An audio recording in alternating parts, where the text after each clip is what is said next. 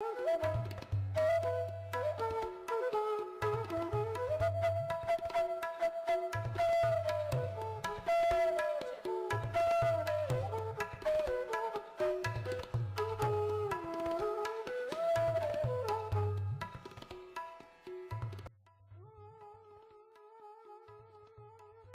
boss, hope everything's going well back in Copenhagen.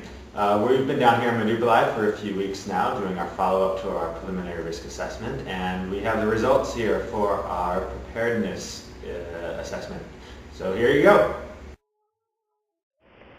To follow up on our preliminary risk assessment, which identified the major hazards for Medupilai, we are looking at the key aspects of preparedness and the capacities available.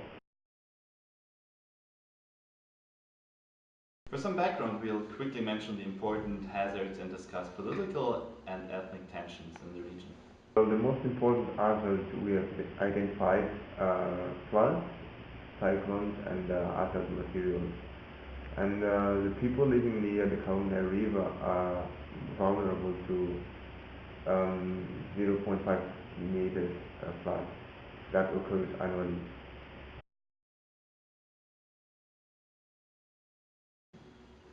Madhupalaya has a nearly balanced population of Muslims and Tamils.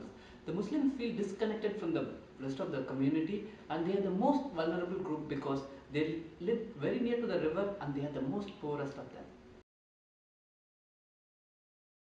Our goal in examining the preparedness priorities are to find ways to utilize Medupilai's capacities most effectively, while not harming the sometimes awkward balance of community relations.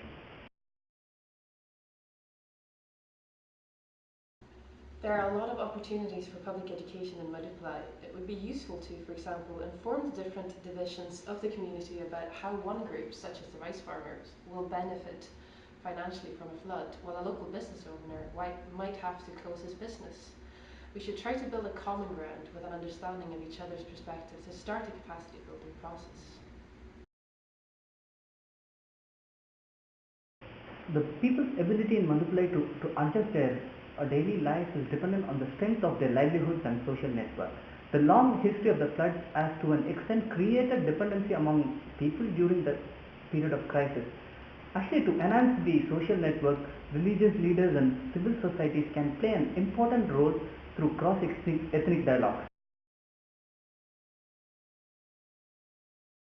Planning is an important part in disaster preparedness, giving a layout for tasks and functions of government bodies on each jurisdictional level during and after the disaster. To ensure that the Medupilai officials know what has to be done by whom and which resources to use, an emergency operations plan should be drafted. It is important for all the sectors in Medupilai to be well equipped for disaster response. One example is the health sector, where mobile clinics can be used to assist people in temporary shelter areas. Another example is fire, where the village should be equipped with extinguishers and chemicals to deal with different types of fires. Statutory authority is mandatory to ensure that government agencies and officials can carry out their duties and cover the costs for disaster response.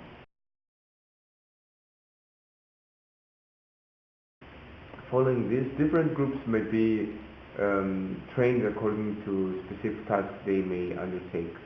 Needs relevant to Madhupalai include evacuation, mass fatalities management, flood fighting operations, warning coordination, hazard materials, cyclonic storm response.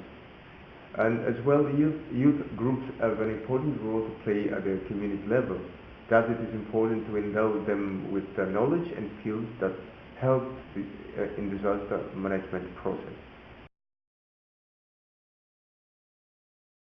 Exercise opens an opportunity for everyone involved in disaster to practice in a simulation and also to see their duties and responsibilities during a real event. Existing plans are tested and officials and responders get a handle on their preparedness level and quality. Utilizing the experiences from the Medupilai community is important so that we gain insights from the lessons learned and do not repeat mistakes from the past. These anecdotal pieces of wisdom should be formalized into a preparedness plan for the entire village.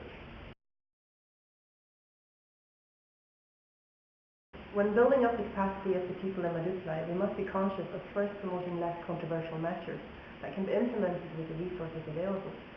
Successfully introducing such programs can create goodwill among the community and build momentum for more complex and challenging topics.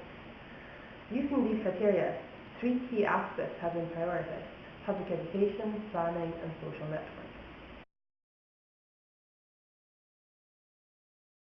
In conclusion, these key aspects of preparedness are the basis for a good program of disaster response activities in Maduplai. Tensions can be decreased through better participation and involvement of all groups in all the aspects of preparedness. This can create an enabling environment for better networking throughout all levels of the community. More than that, all aspects should not be viewed separately. They must be combined and used as capacity building pillars.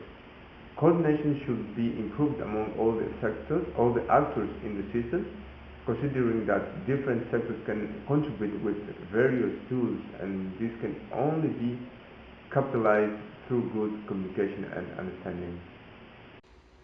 All right, thanks everybody for all your support in our project while we've been down here. If you have any follow-up questions, send them along our way and we'll do some last research before we head out. But we look forward to seeing you guys again back in Copenhagen.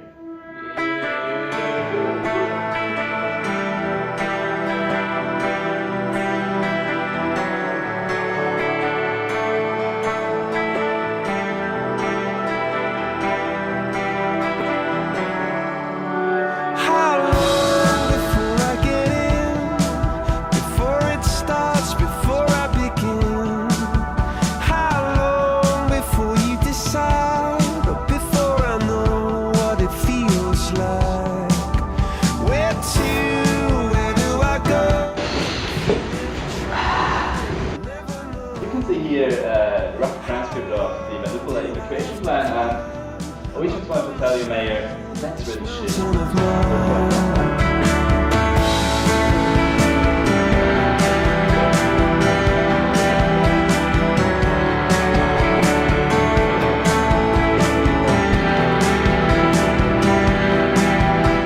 Hey boss, we're just back from Big Daddy's Night Talk.